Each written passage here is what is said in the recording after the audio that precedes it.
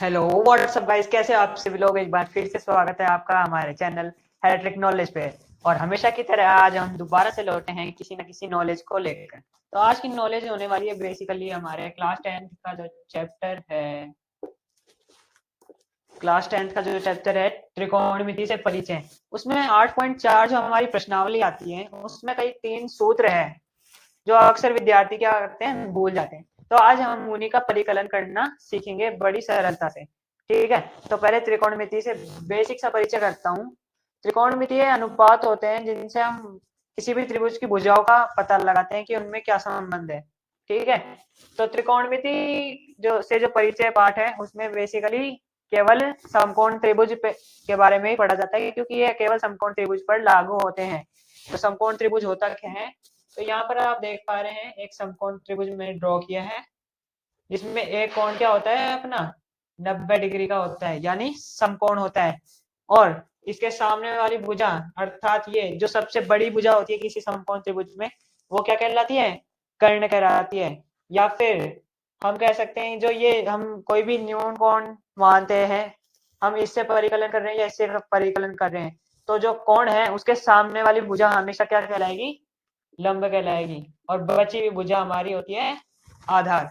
तो इन्हीं के अनुपात हम ज्ञात करने वाले हैं। तो एक प्रमेय हमने पढ़ी है बचपन से लेकर अब तक, पाइथागोरस प्रमेय। नाम सुना सुना लग रहा है ना, मैं आपको बताता हूँ पाइथागोरस प्रमेय होती क्या है।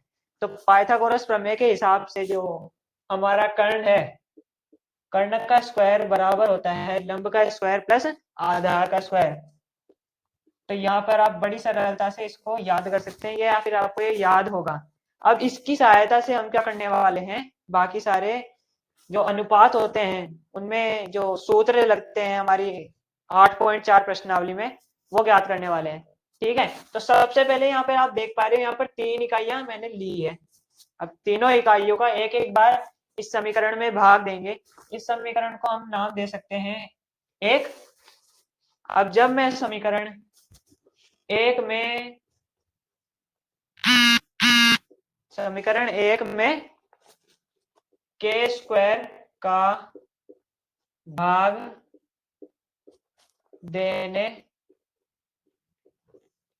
पर, ठीक है, पहले तो मैं पूरी समीकरण लिख लेता हूं एज इट इज के एज इट इज, फिर उसमें मैं के स्क्वायर का भाग देने वाला हूं। तो यहाँ पर मैं लिखता हूं के स्क्वायर यानी कर्ण स्क्वायर बराबर लंब स्क्वायर प्लस आधार स्क्वायर।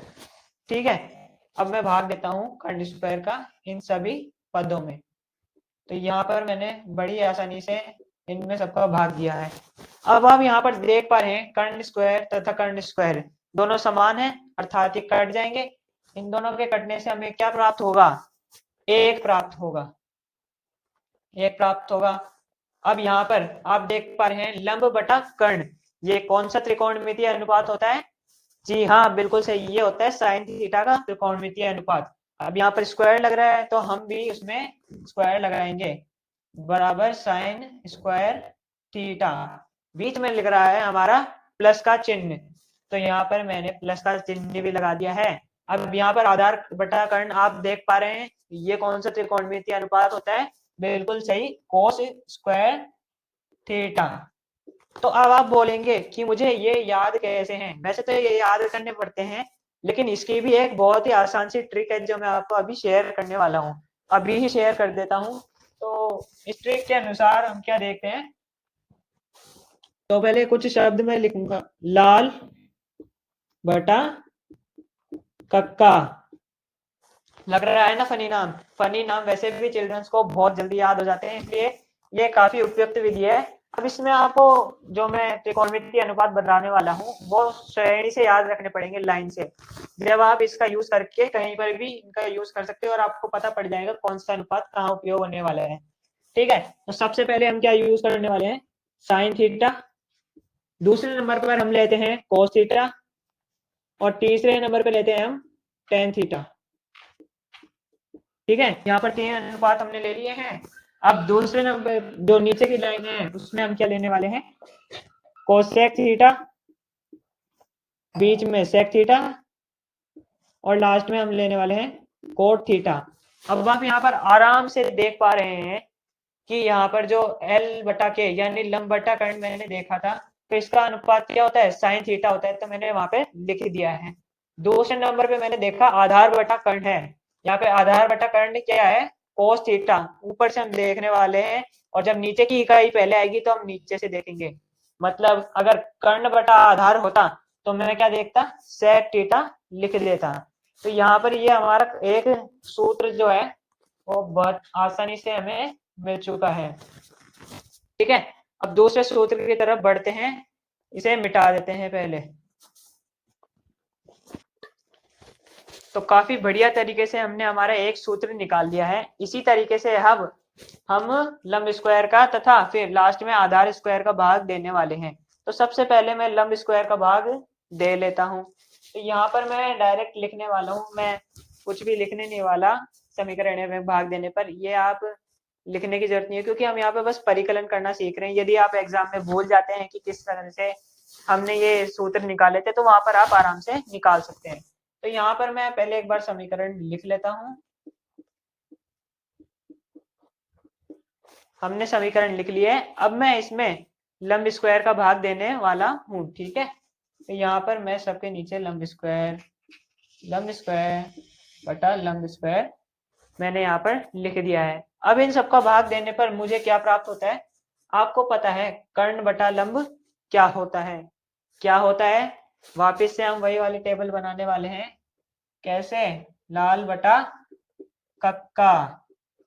यहाँ पर आप क्या देख पा रहे हैं, कर्ण बटा लंब है।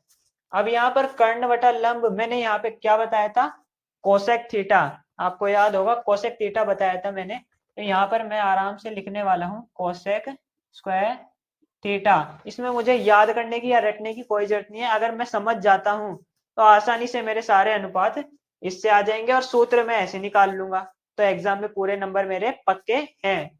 तो इसी प्रकार से लंब बटा लंब, अब ये दोनों तो बराबर आ गए। अब यहाँ पर इनका कुछ है क्या, नहीं, जरूरत ही नहीं है हमें। हम यहाँ पर डायरेक्ट इसको काट सकते हैं और लिख सकते हैं क्या, एक हम यहाँ पर लिख सकते हैं। बीच में मेरे को दिख रहा है प्लस का चिन्ह, तो मैं एज इट इज की एज इट इज उसको रख दूंगा। अब यहाँ पर आप देख पा रहे हैं आधार बटा लंब। तो यहाँ पर आधार बटा लंब का जो त्रिकोणमितीय अनुपात आप यहाँ पर आसानी से देख पा रहे हैं। मैंने यहाँ पर क्या लिखा था याद है, यहाँ पर मैंने लिखा था कोट थीटा। स्क्वायर लग रहा है तो साथ में मैं कोट स्क्वायर थीटा करने वाला हूँ। तो यहाँ पर हमारे दो सूत्र बड़ी आसानी से हमने परिकलन कर लिए हैं। अब दोबारा से हम तीसरा जो सूत्र है उसको देख लेते हैं। तो दोनों सूत्रों को करने के बाद हमारा बचा है केवल आखिरी सूत्र, तो जल्दी से उसे भी कर लेते हैं। अभी आपको समझ में तो आ ही गया होगा, फिर भी हम एक बार कर लेते हैं। तो यहाँ पर आप देख पा रहे हैं इस समीकरण को मैं ऐसे कैसे दोबारा से उतार लूंगा, लंब स्क्वायर प्लस आधार स्क्वायर। हमने कर्ण का भाग दे लिया, हमने लंब का भी भाग दे लिया। अब क्या बच रहा है हमारे पास, हमारा आधार बचा हुआ है। तो उसी प्रकार से हम आधार का भाग देने वाले हैं।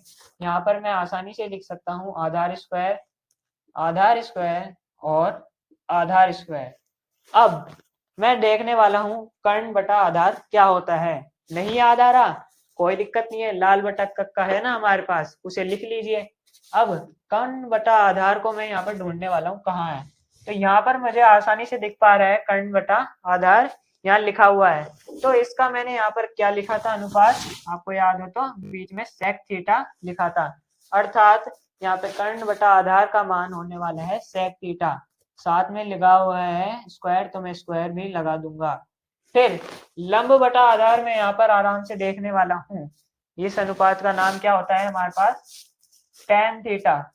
तो टेन थीटा को मैं आराम से यहाँ पे रख दूंगा, साथ में स्क्वायर भी लगा दूंगा।